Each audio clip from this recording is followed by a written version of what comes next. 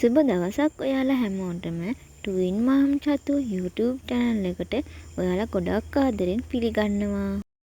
ඉතින් ඔයාලා මාව තාමත් subscribe කරලා නැත්නම් subscribe කරලා එතන තියෙන bell icon එකත් click කරලා මාත් එක්ක දිගටම එකතු වෙන්න කියලා ආදරෙන් ඉල්ලනවා. එතකොට ඔයාලට මම අලුතින් වීඩියෝ එකක් දාපු ගමන්ම බලා ගන්න පුළුවන්. ඉතින් යාළුවනේ අද මම කතා කරන්න හිතුවේ නිවුන් දරුවොන් සම්බන්ධව. ඒ කියන්නේ නිවුන් දරුවෝ හදන්නේ කොහොමද? නිවුන් දරුවෝ හැදෙන්නේ කොහොමද? නිවුන් දරුවන් පිහිටන්නේ කොහොමද කියලා. ගොඩක් දෙනෙක් මගෙන් අහපු ප්‍රශ්නයක් තමයි නිවුන් දරුවන් කොහොමද හදාගන්නේ කියලා. ඉතින් යාළුවනේ ඒ ගැන කියන්න තමයි මම අද ලෑස්ති වෙන්නේ. ඉතින් යාළුවනේ නිවුන් දරුවෝන් ගැන මගේ අත්දැකීම් එක්කලා මං හොයාගත්ත තොරතුරුත් එක්කලා අද මම මේ වීඩියෝ එක ඔයාලා අතරට අරගෙන එනවා. විවාහ වුණාට පස්සේ ඕනෙම කෙනෙක්ගේ ඊළඟ බලාපොරොත්තුව පුංචි පැටියෙක් ගේන එකනේ. ඉතින් ගොඩක් දෙනෙක් ආසයි ඒ ඇසේ නිවුන් දරුවන්ට. ඒ මොකද කියනවනම් එක වගේ අන්දන්න, එක වගේ හැමදේම එකට කරන්න, එක වගේ පුතාලා දෙන්නෙක්, එක වගේ දුවලා දෙන්නෙක්, එහෙමත් නැත්නම් එකපාරින්ම ඉවරයිනේ කියලා දුවයි පුතයි ලැබෙනවා නම් කියලාත් හිතන අය බොහෝමයක් ඉන්නවා. ඉතින් එහෙම ආසාවෙන් බලාපොරොත්තුවෙන් ඉන්න ඔයාලා වෙනුවෙන්ම අද මම ඒ ගැන කතා කරන්න හිතුවා. මටත් ඉන්නේ නිවුන් පුතාලා දෙන්නෙක්නේ. ඉතින් මාත් ආසයි ඒ දෙන්නට එක වගේ අන්දන්න, එක වගේම හැමදේම කරන්න. එහෙනම් දැන් අපි යමු වීඩියෝ එකට. අපි මුලින්ම කතා කරන්නේ නිවුන් දරුවන් පිහිටන්නේ කොහොමද කියලා. මම මුලින්ම කියන්නම් නිවුන් දරු උපතක් කියන්නේ මොකක්ද කියලා. නිවුන් දරු උපතක් කියන්නේ එක්වරකදී කාන්තාවකගේ ගර්භාෂය තුල දරුවන් දෙදෙනෙක් හෝ ඊට වැඩි ප්‍රමාණයක් පිළිසිඳගෙන උපත ලබන දරුවන් නිවුන් දරුවන් ලෙස හඳුන්වනවා. ඒ නිවුන් දරුවන් වර්ග දෙකක්ම ඉන්නවා. ඒ සම නිවුණු හා නොසම නිවුණු වශයෙන්. එහෙමත් නැත්නම් විෂම නිවුණු කියලත් ඒ අයව හඳුන්වනවා. මවකට එක ඩිම්බයක් පිට වී එය එක් ශුක්‍රාණුවකින් සංසේචනය වෙලා එම කලලය දෙකට බෙදිය හැකි. ඒ වගේම කලලය දෙකට බෙදී සෑදෙන දරුවන් අයිඩෙන්ටිකල් ටුයින් හෙවත් සම නිවුණු එහෙමත් නැත්නම් සමාන නිවුණු කියලා හඳුන්වනවා. ඒ වගේම මවකට ඩිම්බ දෙකක් එකවර පිට වී එම ඩිම්බ දෙක ශුක්‍රාණු දෙකක් සමග සංසේචනය වුණොත් ඒ දරුවන්ගේ වැදහැමත් වෙන වෙනම තමයි පිහිටන්නේ. ඔවුන්ගේ ඇතුළත පටලය සහ පිටත පටලයද වෙන වෙනම පිහිටනවා. එම දරුවන් නොසම නිවුණු හෙවත් විෂම නිවුණු කියලා හඳුන්වනවා. ඔයාලා දන්නවද සම නිවුණුන්ට එක වගේ හිතන්න පුළුවන්, එක වගේ හැඟීම් දැනීම්, එක වගේම කතා බහ, ඒ වගේම ක්‍රියාකාරකම් ගොඩාක් දුරට එක සමානයි. විෂම නිවුන් දරුවන්ගේ සමාන වෙනස්කම් බොහෝමයක් අඩුයි. ඒ කට්ටියගේ ක්‍රියාකාරකම් වගේම හැසිරීමත් ඒ වගේම රූපෙනුත් පොඩි පොඩි වෙනස්කම් තියෙනවා. මගේ පුතාලා දෙන්නත් විෂම නිවුණු. ඒ දෙන්න හිටියෙත් වෝටර් බෑග් දෙකක. ඒ වගේම ඒ දෙන්නට වැදහැමත් වෙන වෙනම පිහිටලා තමයි තිබුණේ. ඒ හින්දා ඒ දෙන්නගේ පොඩි පොඩි වෙනස්කම් බොහොමයක්ම තියෙනවා. ඒ දෙන්නගේ හැසිරීම ගත්තොත් එක්කෙනෙක් හරිම දඟයි, අනිත් එක්කෙනා හැම එච්චර දඟ නැහැ. ඒ වගේම එක්කෙනෙක්ගේ මූණ රවුම්, අනිත් එක්කෙනා චූට්ටක් විතර චූටි. අපි දැන් බලමු කලලය වෙන්වීම සිදුවන අවස්ථා ගැන.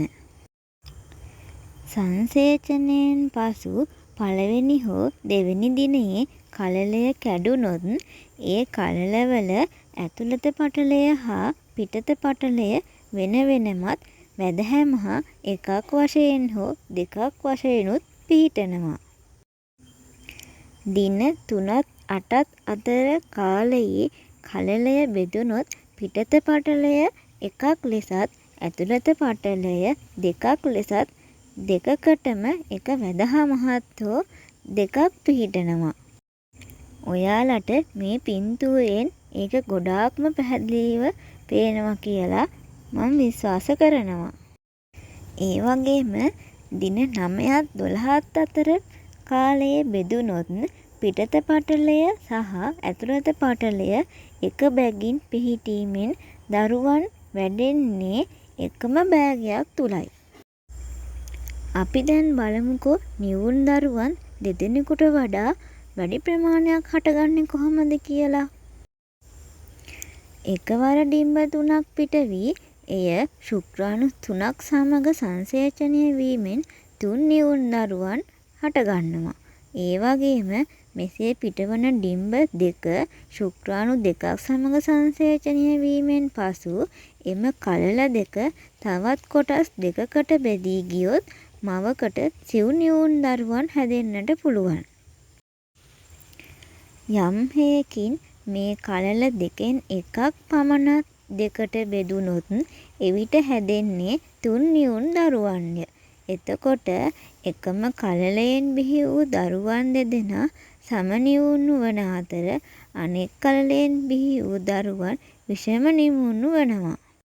ඔයාලා දන්නවද එකම කළලය දෙකට බෙදී සෑදෙන සම නිවුන් දරු උපත් දහසකට 4ක් පමණ සිදු වෙනවා. මෙය ලෝකයටම පොදු තත්ත්වයක් කියලා තමයි වෛද්‍ය මතය තියෙන්නේ.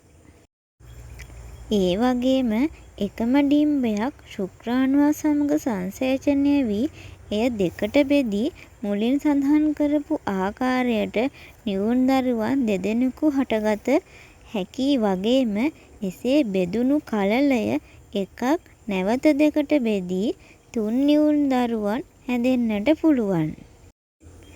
එසේ බෙදුන කළල දෙකක් නැවතත් බෙදුනොත් නිවුන් දරුවන් 5 දෙනෙකු සෑදෙන්න පුළුවන්.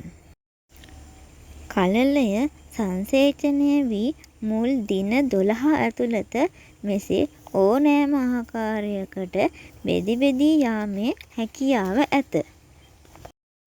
එවිට නිවුන් දරුවන් කිහිප දෙනෙකු බිහිවන්නට මේ කාලය තුල ඕනෑ තරම් පුළුවන්.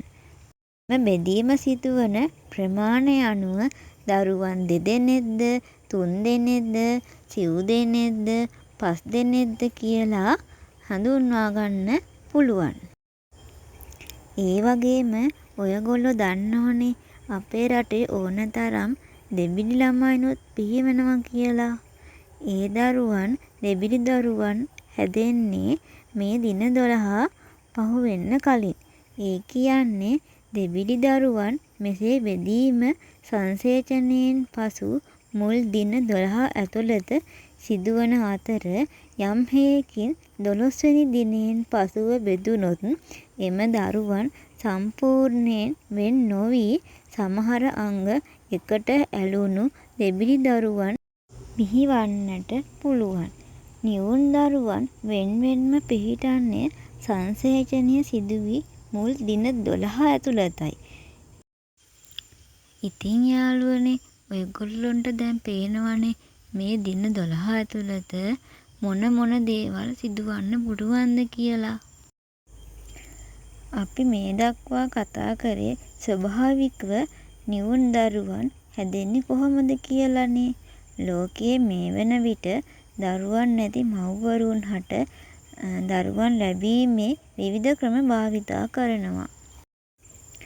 ඩිම්බ මෝචනය වීම සඳහා ඖෂධ ලබා දී නර දරුවන් හැදීම ප්‍රධාන ක්‍රම දෙකක් ගන්නවා.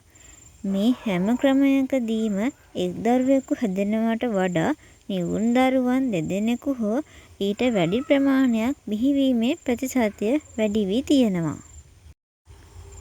ඔයගොල්ලෝ දන්නවනේ අපේ රටෙත් සිව් නිවුන් දරුවන්, පස් නිවුන් දරුවන්, සය නිවුන් දරුවන් වගේම බොහෝමයක් උපත ලැබලා තියෙනවා කියලා.